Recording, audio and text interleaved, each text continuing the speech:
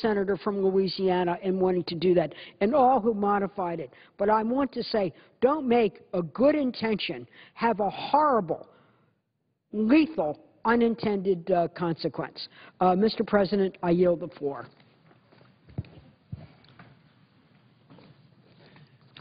Mr. President. The senator from New Hampshire is recognized. Thank you, Mr. President. I rise to the floor to discuss my amendment 753. This amendment would prohibit the use of funds for fiscal year 2012 for the prosecution of enemy combatants in Article III courts.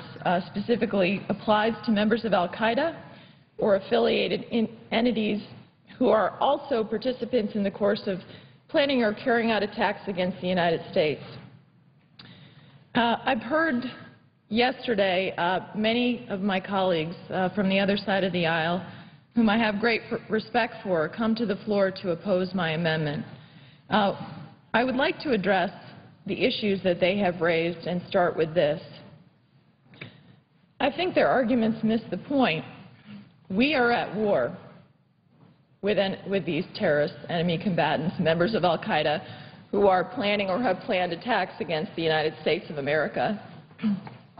And in what other conflict has the default or preferred position been to try these individuals in the civilian court systems of the United States? The primary focus when we capture an enemy combatant needs to be on gathering intelligence to protect the people of this country and our allies.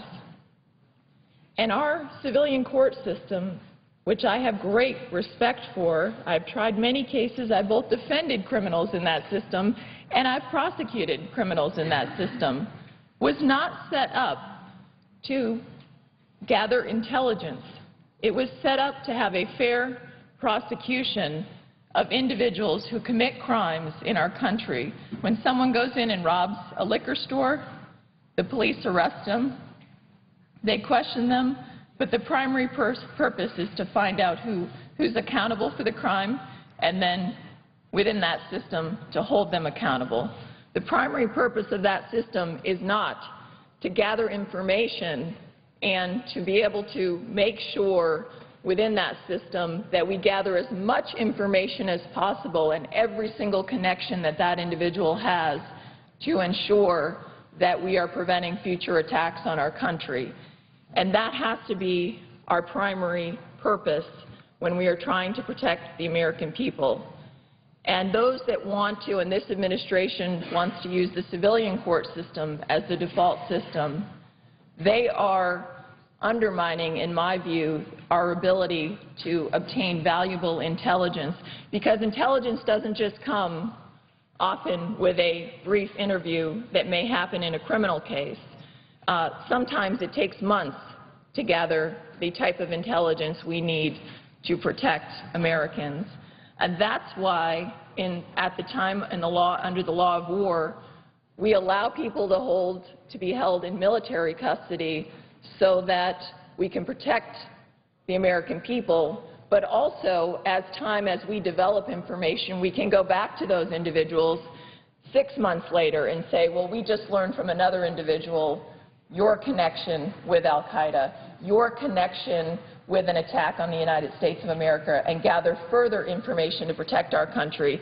Our civilian court system is not set up to do that, because under this administration, when you immediately treat an enemy of our country and an enemy combatant under the civilian court system, they're entitled to certain rights. Certain rights like the Miranda rights guaranteed under the Fifth Amendment of our Constitution. And they are, of course, told you have the right to remain silent, you have the right to have a lawyer. These are rights they would not be read if they were taken into military custody and not required to be read. And that is a fundamental difference that I think is very important for the American people to think about. When we capture a terrorist, we need to know what else they were planning and what they might do to our country or our allies. If we capture them and make the decision to treat them in our civilian court system, once we hold them in custody for a certain period on our civilian court system, under our Fifth Amendment to the Constitution, we have to tell them you have the right to remain silent. So here we are telling terrorists you have the right to remain silent. It doesn't fit to have a system where we are treating terrorists that way, and it undermines our ability to gather information that will protect our country. I've heard many of my colleagues, including the distinguished senator from California yesterday, argue that military commissions are not effective in holding terrorists accountable. And I've heard cited time and time and again the number of convictions in Article III courts compared to the number of convictions in military commissions. This is an argument that, in my view, is very misleading, because one of the first steps this administration took when the President came into office was to suspend military commissions. So to say here that military commissions don't work after having suspended military commissions for over 2 years and not allowing that system to operate seems to me, if I were making that argument in law school, I think I would have flunked my classes. The reality is that to say that our military commissions aren't sufficient is actually very unfair to the military commission system. This is the system in which we treat our own soldiers. So I find it astounding that somehow that would be cited as a reason not to treat enemy combatants who are enemies of our country in the first instance toward military custody, so that we can gather the maximum amount of information from them. And that may take a period of time to do so, a period of time that isn't built in to our civilian court system, because they're also guaranteed rights like speedy presentment. And that does not fit when we need periods of time to gather information to protect our country. The other issue that arose is the distinguished senator from California raised the case of Mr. Moussaoui.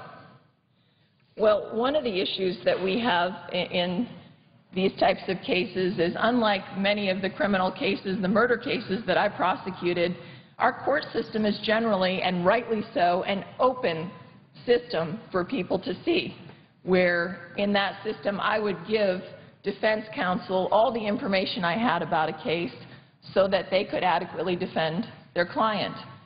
Well, when you're dealing with a case involving the prosecution of enemy combatants, much of the information is very sensitive.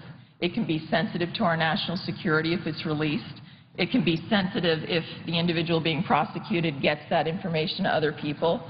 And we saw that, for example, in the Moussaoui case, when he was prosecuted in an Article III court where sensitive material was inadvertently leaked. And we also, of course, saw in that case victims of 9/11 having to subject themselves to being mocked by him in our open court system. Finally, I was astounded yesterday when I heard the argument from the esteemed senator from California that if someone commits a terrorist act on our soil, that they should be exclusively tried in Article III courts.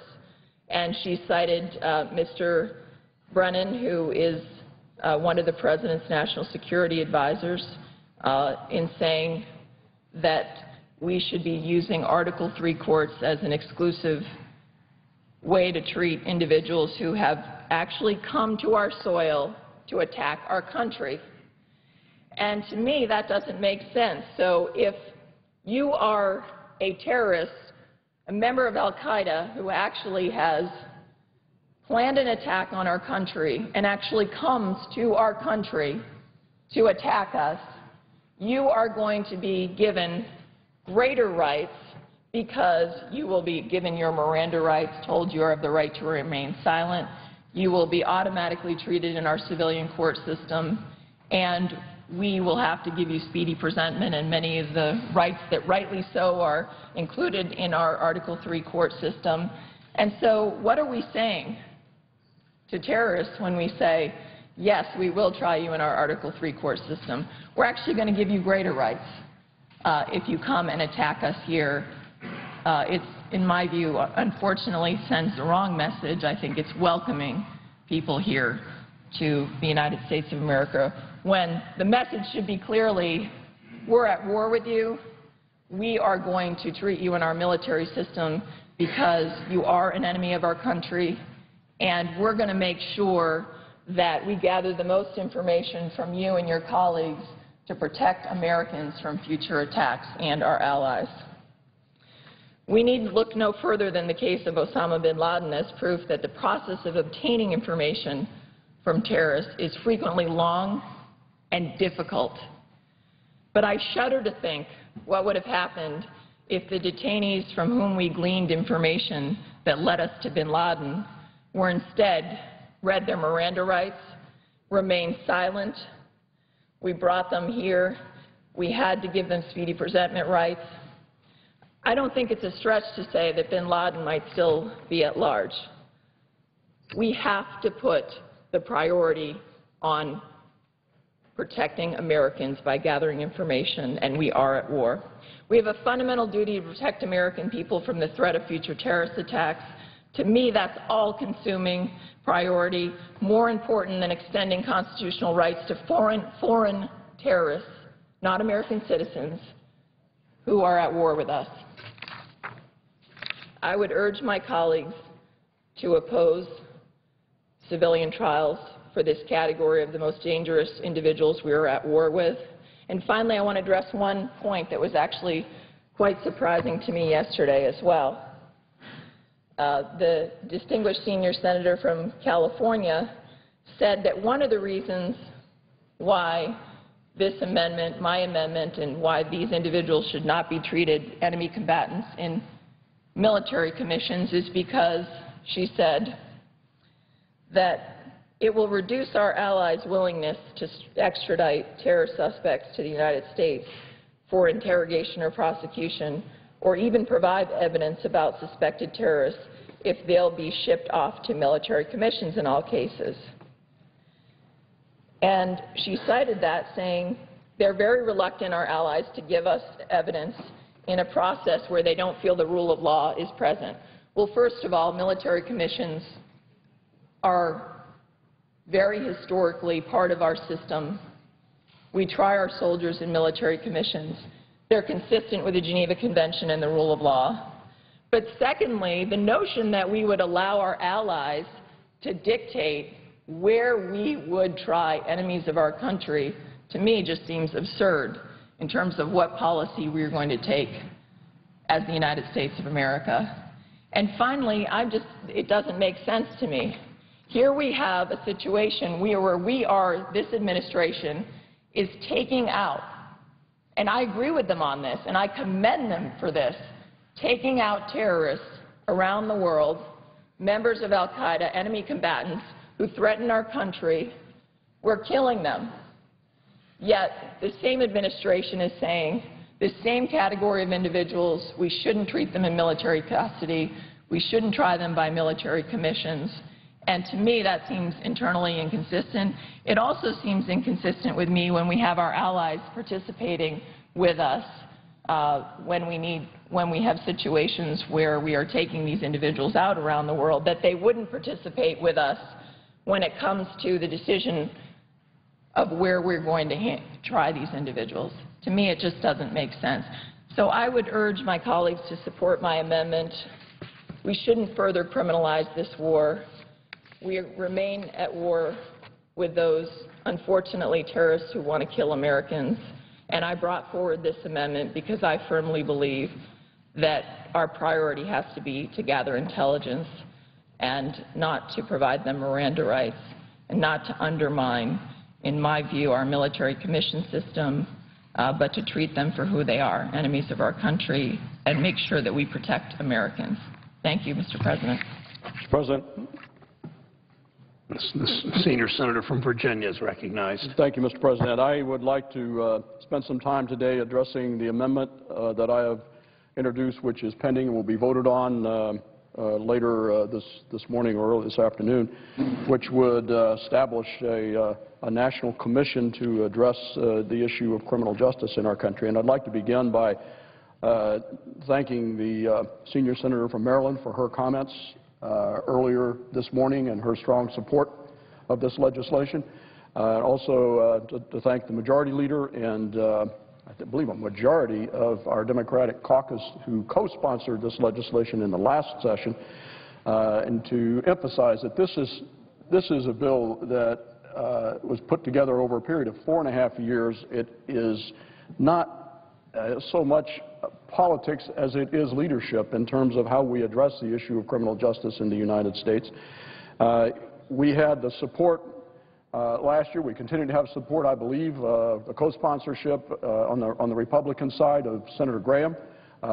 Last year, Senator Hatch, Senator Snowe also co-sponsored this legislation.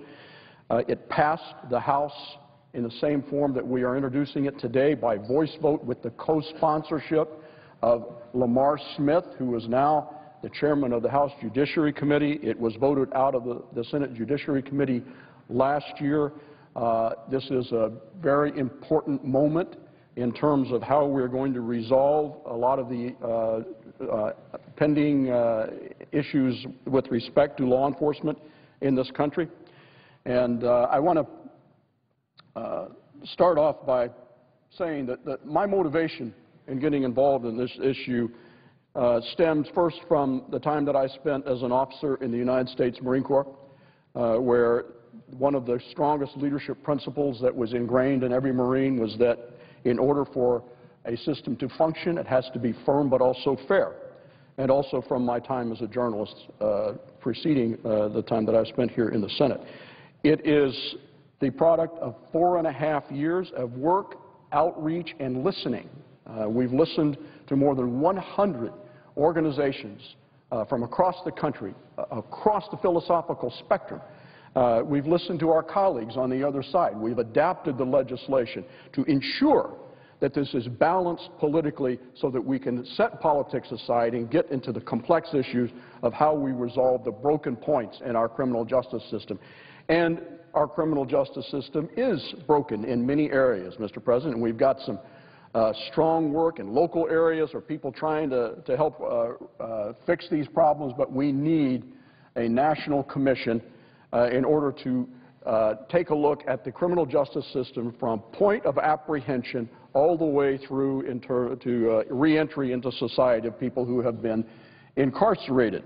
We have not had this overarching national look since 1965.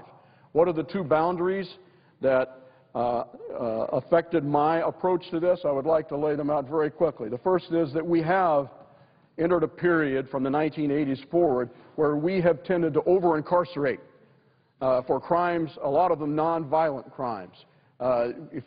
This is a chart that goes from 1925 to today, but beginning in the 1980s, our incarceration system skyrocketed to the point that now there are 2.8 million people in prison in the United States, 2.38 million people in prison in the United States, 7 million people involved in the criminal justice system on one level or another of supervision from our authorities. The second is that Americans don't feel any safer for all of this incarceration and for the approach it has taken.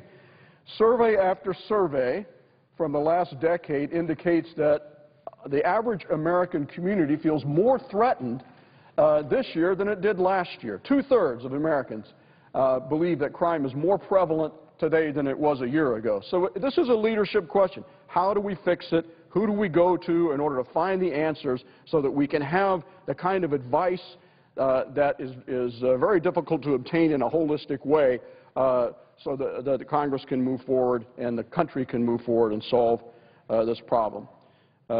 This legislation is paid for. It is sunsetted at 18 months, very similar to the legislation that Senator McCaskill and I put together going after the problems in wartime contracting, which now, after a 2-year sunset period, have reported out very important improvements in looking at a system in Iraq and Afghanistan that resulted in $30 to $60 billion of fraud, waste, and abuse. We put a commission together. We brought good minds to help us solve the problem. They came in with recommendations, and we're going to fix that problem as best it can be fixed. It is balanced. philosophically and politically. I would ask my colleagues when the last time was that we had law enforcement lining up with people who would generally believe to be on the other side philosophically, the ACLU, NAACP, et cetera, all coming together and saying the same thing. This needs a national commission. This needs to be fixed. We have, in terms of law enforcement, a strong support of the International Association of Chiefs of Police, the National Sheriff's Association, the Fraternal Order of Police, the Major Cities Chiefs Associations, the National Narcotics Officers Association, the National Association of Counties, the National League of Cities, the U.S. Conference of Mayors, and the National Criminal Justice System. A few quotes. In terms of supporting this legislation, I would ask my colleagues from both sides to consider Chief Michael Carroll, Chief of the International Association of Chiefs of Police, the President, who said, for more than 20 years, our organization has advocated the creation of a commission that would follow in the footsteps of the 1965 Presidential Commission on Law Enforcement. The IACP believes it is imperative that the National Criminal Justice Commission Act be approved in a timely fashion. For far too long, our nation's law enforcement and criminal justice system has lacked a strategic plan that will guide and integrate public safety and homeland security. Chuck Canterbury, National President of the Fraternal Order of Police. Law enforcement has changed a great deal in the last few decades. We believe that establishing a national commission will only help law enforcement officers do their jobs more effectively, more efficiently, and more safely. Sheriff B.J. Roberts, President of the National Sheriff's Association, making the creation of a national commission all the more necessary to ensure law enforcement has the tools and knowledge necessary to adapt to the continually evolving justice system. The NSA commends this work on this critical issue. We look forward to supporting you to pass this bill. Criminal justice experts from across the philosophical spectrum. Chuck Colson, founder of the Prison Fellowship. I write from the perspective of a conservative who has always been comfortable as a reformer. I don't believe this is an ideological issue at all, one on which people of goodwill, conservative and liberal alike, could join forces to make prisons more effective, humane, and successful. Brian Walsh, the Heritage Foundation. Reform experts who are serious about criminal justice reform should draw encouragement from this effort to date to reach out to elected officials on both sides of the aisle. Mark Maurer, Executive Director of the Sentencing Project. A new approach to crime prevention is necessary. The time for reform is upon us. The commission created by this legislation would establish an organized and proactive approach to studying and advancing programs and policies that promote public safety while overhauling those processes that are found to be fundamentally flawed. We strongly urge passage of the National Criminal Justice Act.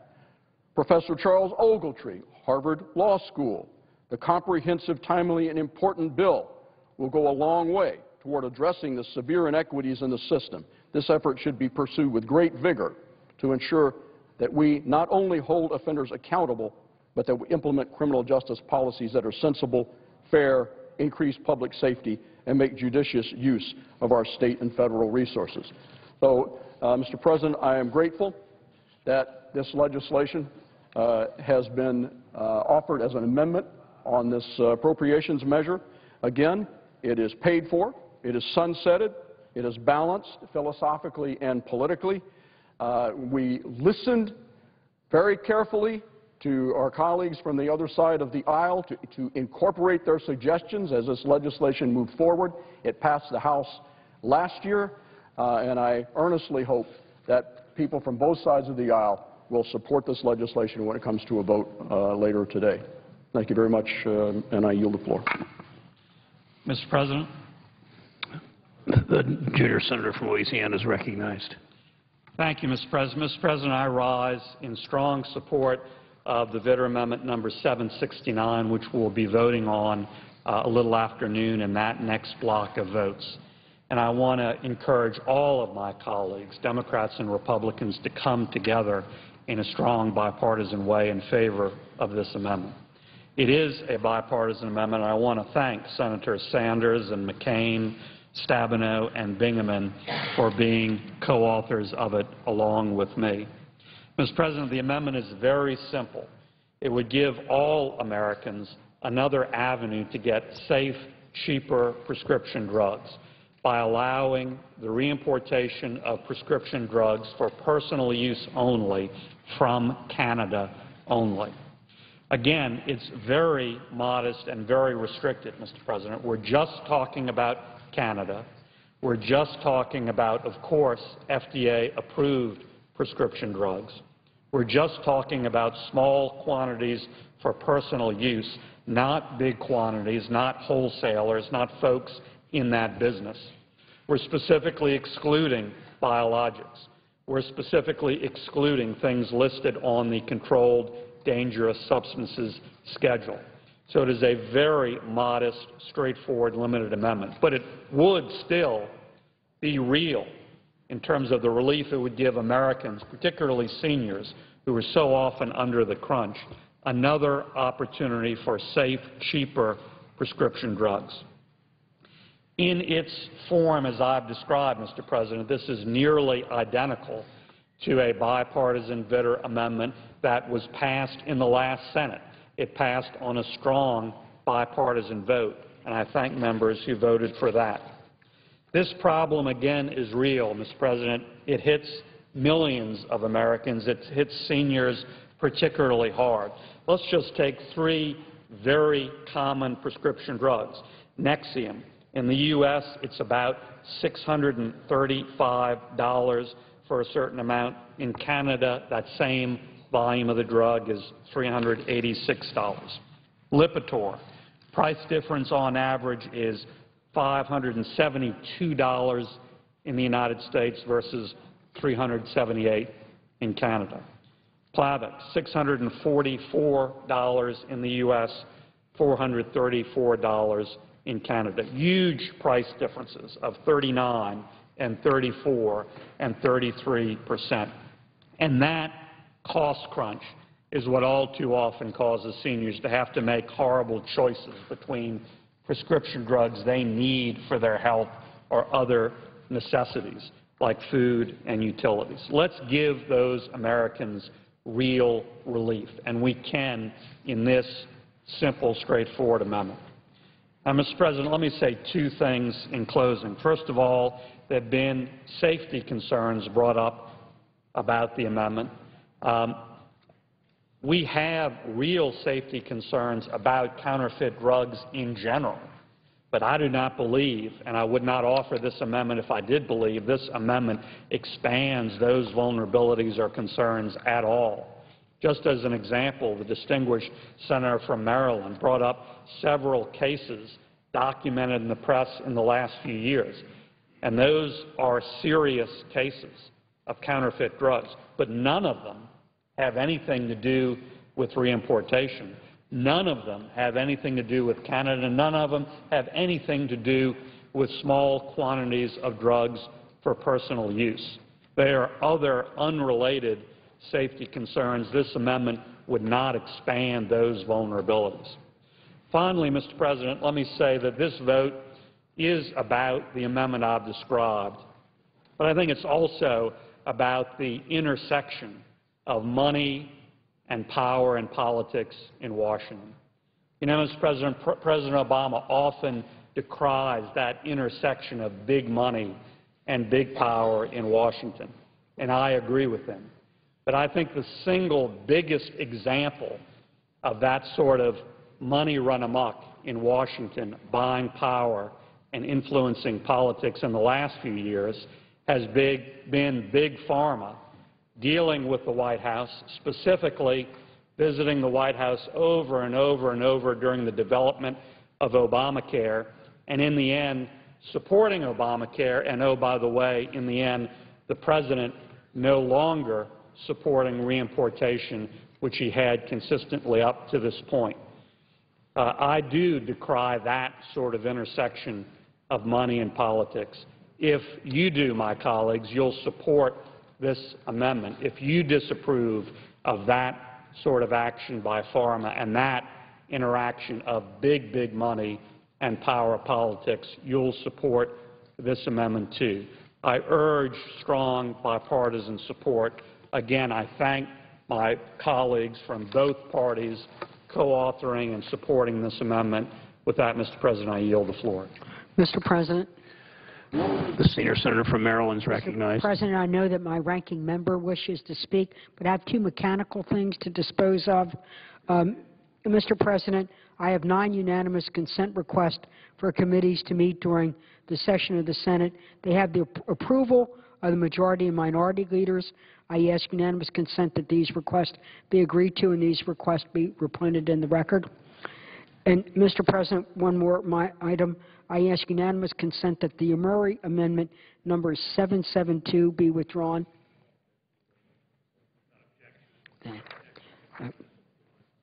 Thank you very much, Mr. President.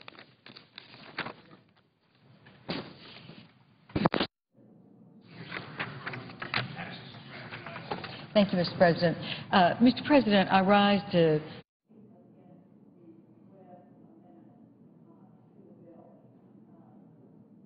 Webb from Virginia spoke earlier about the purpose of this legislation. And I believe that if we had the time to work on this amendment, that we could accommodate the Senator's proposed goals for the Commission. However, this has not gone through the Judiciary Committee. It is an authorization of a commission that would purport, it's called the National Criminal Justice Commission, which is purporting to look at the entire criminal justice systems, federal, state, and local. Mr. President, this is an overreach of gigantic proportions. It is certainly within the purview of Congress to do a national commission to look at federal criminal justice systems. But to go into state and local governments and purport to examine the criminal justice systems of our states and local governments is so far beyond the reach of Congress, and it is certainly not the priority that we should be assuring we meet in the appropriations bills when we are already in a deficit and debt crisis in this country. I want to ask unanimous consent to submit 2 letters in opposition to this amendment. The letter from the National Criminal Justice, the National District Attorneys Association, and the letter from the National Association of Police Organizations, and I would like to submit those for the record. Without objection. So ordered. Mr. President, I will say in the letter from the District Attorneys Association, it looks at an earlier version of the bill which had a $14 million price tag, and the price tag on this amendment is $5 million. So with that caveat, I put it in because the points that the District Attorneys Association makes are very valid, except for that one error in the amount of the money. However, let's just talk about the $5 million. I mean, is it really the priority of the Justice Department to have a national commission that purports to go into state and local governments and look at their criminal justice systems at a time like this? They're taking the $5 million from the account, the Department of Justice's Office of Justice Programs Administrative account. Now, that is the account that administers the following grant programs, and I'm not going to read all of them, but it is the National Center for Missing and Exploited Children, Burn JAG grants, the National Sex Offender Registry, the Bulletproof Vest grants, the National Stalker Database, and it goes on and on. So you're going to take $5 million from the administrators of this account and put it into looking into the criminal justice systems of our 50 states and whatever local governments they would choose to look at. The Senate position already is $118 million for that account, which is $64 million below the FY11 levels. The House in this account has put in $79 million. So you would be taking away $5 million more for us to go to conference with, to do an overreach against states' rights in order to fund a commission that is going to look into programs and take away from the fund grants that are so important to so many of our state and local governments, not to mention the people of our country.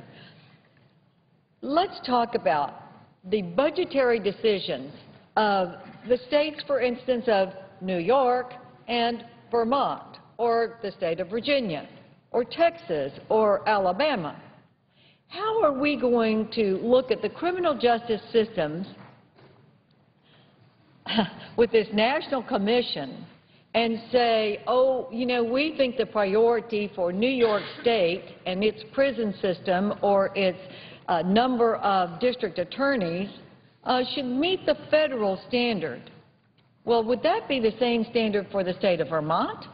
I mean, really, Mr. President, this is such an overreach, and it is not a priority in these tight budget times, in my opinion.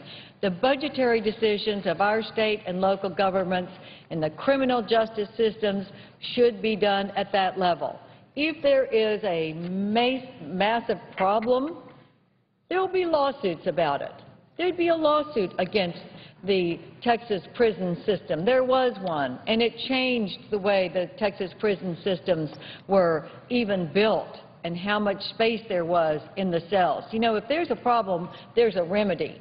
But we don't need a national commission to come in and tell the state and local governments that they've got a problem and rearrange the budgetary priorities of those state and local governments.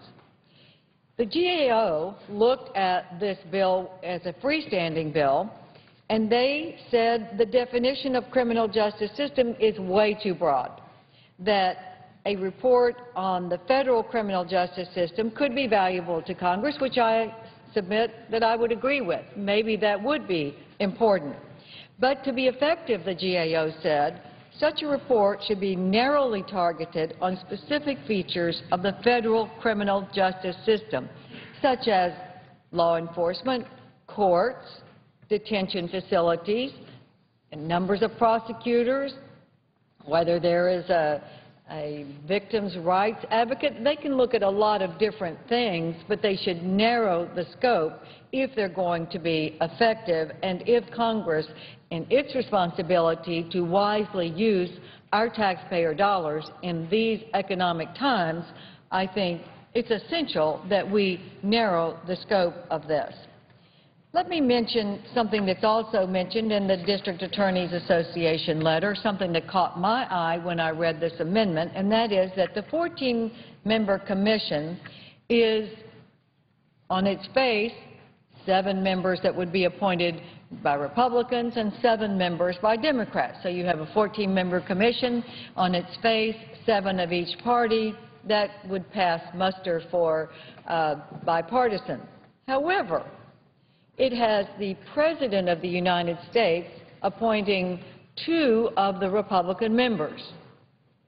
Now, Mr. President, if you want a commission that's 7 and 7, wouldn't it be more fair or pass the test of bipartisanship if Republicans appoint the Republicans and the Democrats appoint the Democrats? This commission would essentially be 9-5, not 7-7. Now, I don't know that you have partisan issues in criminal justice. In some areas you probably do, but in the prioritizing of the budget, probably not. Probably there are political differences in our priorities on the criminal justice system. So if you're going to have a fair commission that purports to have a 7-7 makeup, let's make it 7-7. Mr. President, the reason that we have a rule in this Senate that says you can't authorize on appropriations bills is because We have authorization committees that have hearings, that mark up legislation, that make the necessary changes to accommodate the needs of the majority and the minority and assure that something has at least been vetted. This bill has not been authorized. This comprehensive amendment appointing this national commission to study the criminal justice systems of the federal, state, and local governments needs a lot of work. I would like to reach out to Senator Webb, and I would work with him to assure that it is a federal commission that is looking at the federal criminal justice system.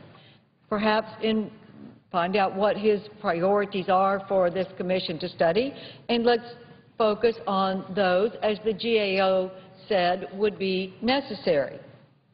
I wouldn't take the $5 million from the accounts that are administering the very important grant programs to our state and local governments and to the people that are affected by missing and exploited children, to assure that the State Criminal Alien Assistance Program, SCAP, which helps our border counties and the states that are on the border accommodate the incarceration of illegal alien criminals.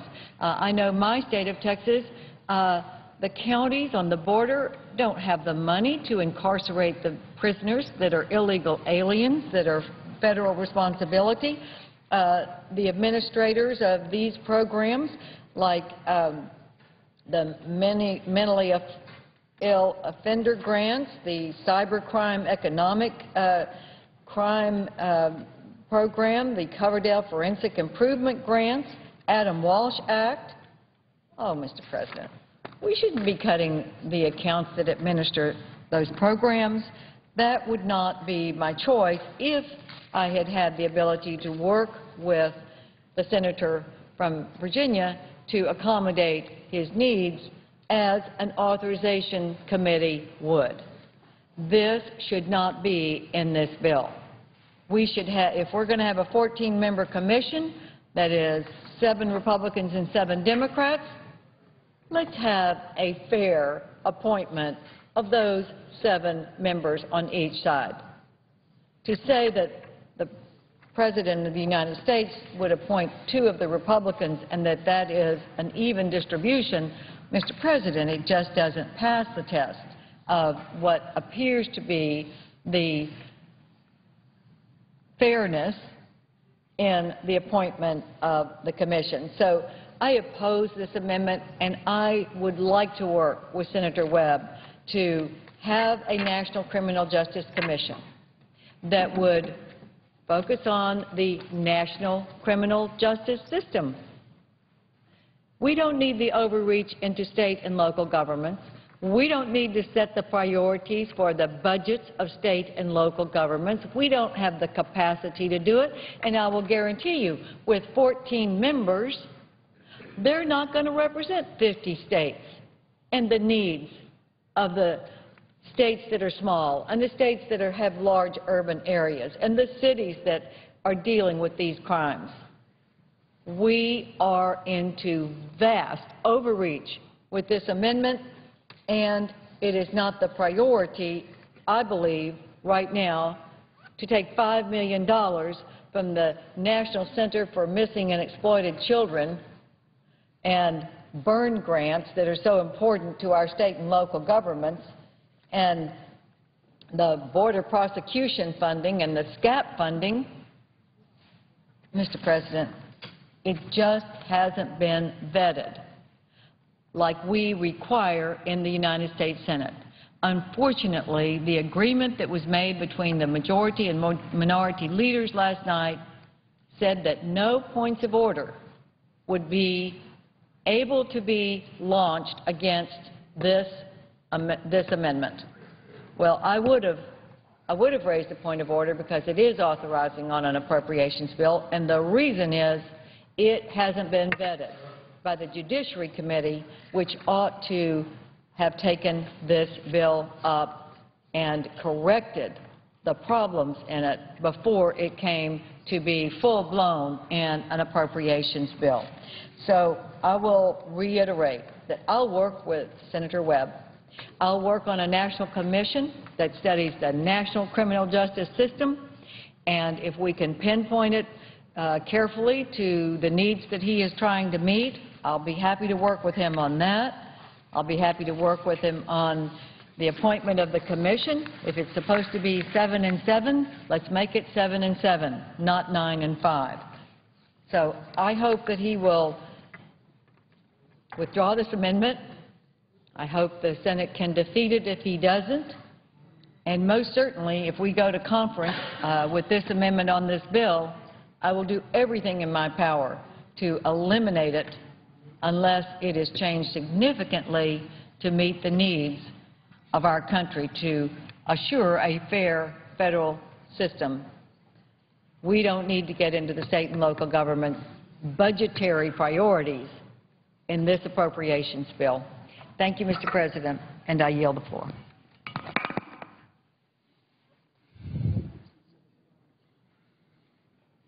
Mr. President, I suggest the absence of a quorum. Clerk will call the roll. Mr. Akaka.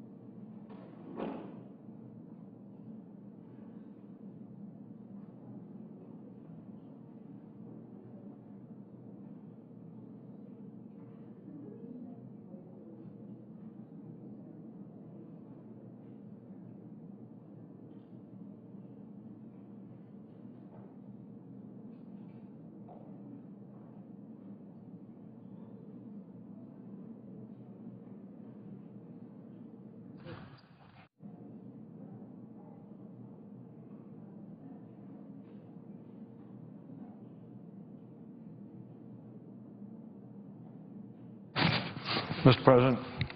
The senior senator from Massachusetts is recognized. Mr. President, I ask further proceedings of the quorum call be dispensed with. Without objection, so ordered.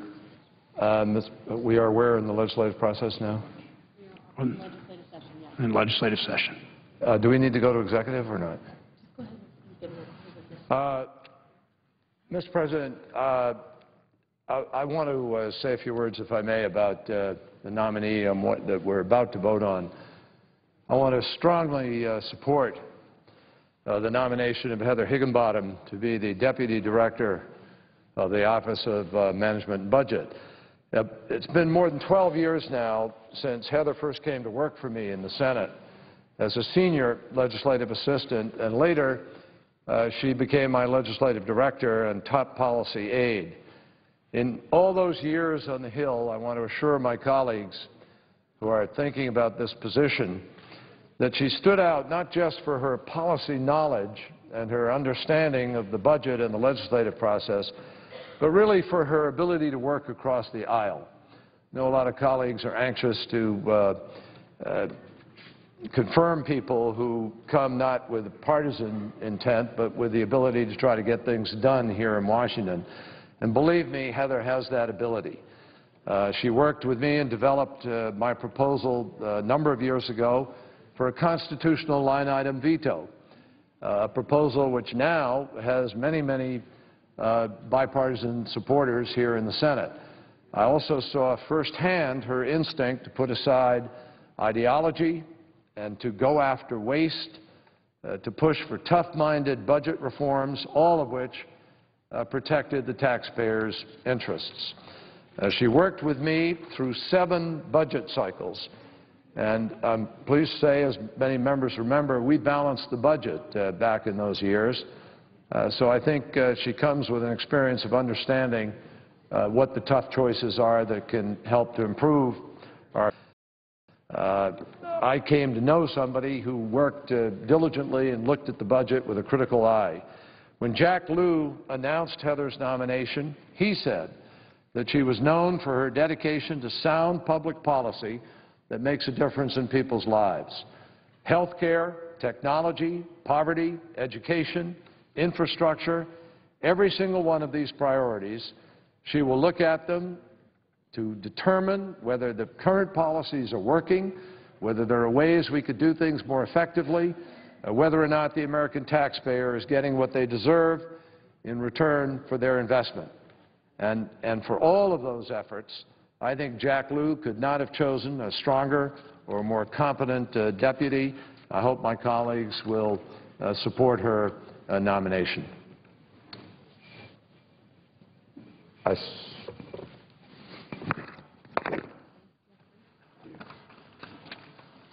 Three only. Under the previous order, the Senate will proceed to executive session to consider the following nomination, which the clerk will report. Nomination, Executive Office of the President, Heather A. Higginbottom of the District of Columbia to be Deputy Director of the Office of Management and Budget. Under the previous order, there will be 2 minutes of debate equally divided and controlled in the usual form.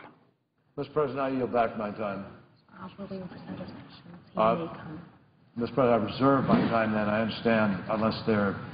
Mr. President. The senator from Maine is recognized. Mr. President, I'm going to yield back the time on this. No, I'm sorry, but it looks like there is a request to use time on our side. So I would reserve the time that we have. Well, Mr. President, it's my understanding under the order this is the time for the debate. Is that correct? The senator from Massachusetts is correct. So if the time is not about to be used, Nomination. is that not correct? The senator is correct. So I suggest either we yield it back mutually or somebody speaks. Mr. President, Senator Sessions is on his way to the floor. He does have reservations about the nominee.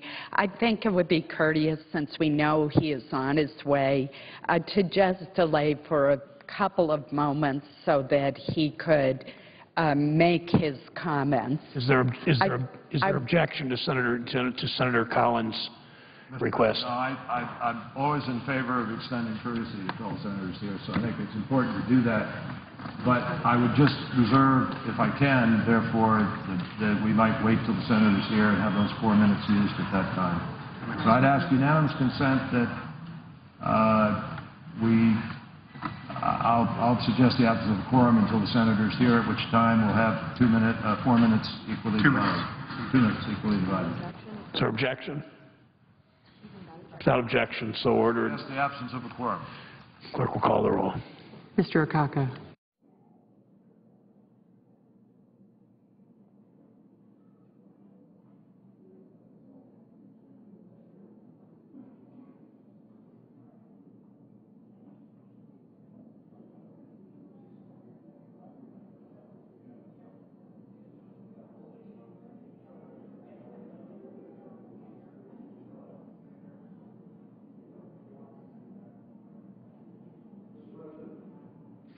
Senator from Massachusetts. I ask for